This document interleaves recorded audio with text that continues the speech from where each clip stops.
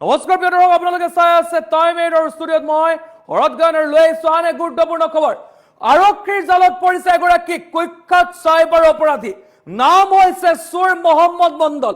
অৰ্থাৎ নাম তেনেকুৱা, কামো তেনেকুৱাই, নামতে আছে চুৰ, আৰু গতিকে চুৰৰ দৰে কাম কৰিছে এইগৰাকী কুখ্যাত চাইবাৰ অপৰাধীয়ে। বিভিন্ন লোকৰ টকা হৰলুটি কৰি অহাৰ অভিযোগ এইগৰাকী চাইবাৰ অপৰাধীৰ বিৰুদ্ধে। অৱশেষত আৰক্ষীয়ে গ্ৰেপ্তাৰ কৰিছে এইগৰাকী চাইবাৰ অপৰাধীক। আমি জনাইছো এই মুহূৰ্তত সমগ্ৰ খবৰ। গোলকগঞ্জ আৰক্ষীৰ জালত কুখ্যাত চাইবাৰ অপৰাধী চুৰ মহম্মদ মণ্ডল।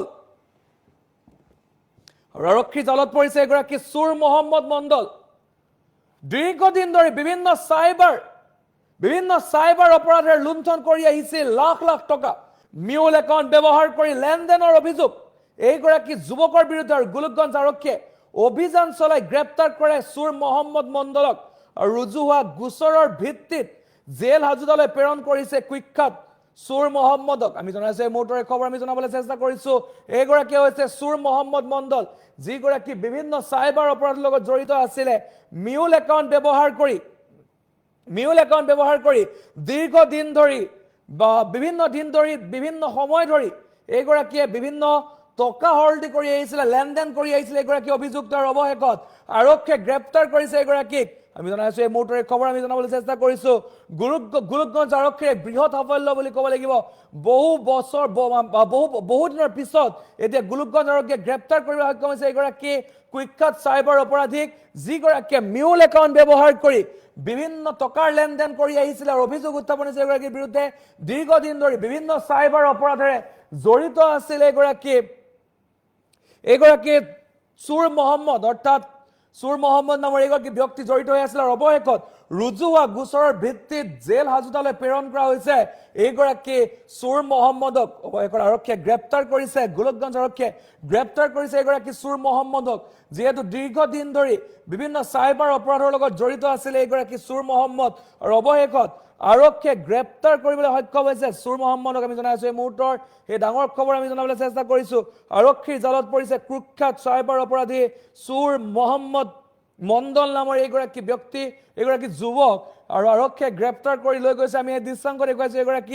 এগৰাকী হৈছে চাইবাৰ অপৰাধী, দীৰ্ঘদিন ধৰি চাইবাৰ অপৰাধেৰে লুণ্ঠন কৰি আহিছে লাখ লাখ টকাৰ। অৱশেষত আৰক্ষীৰ জালত পৰিছে এগৰাকী চাইবাৰ অপৰাধী।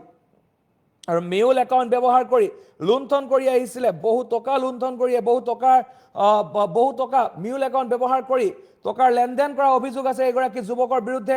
আৰু গোলকগঞ্জ আৰক্ষীয়ে অভিযান চলায়, আৰু অভিযানৰ পিছত এইগৰাকীক গ্ৰেপ্তাৰ কৰিবলৈ সক্ষম হৈছে। আমি জনাইছো এই মুহূৰ্তৰ খবৰ আমি জনাবলৈ চেষ্টা কৰিছো। আৰক্ষীৰ জালত পৰিছে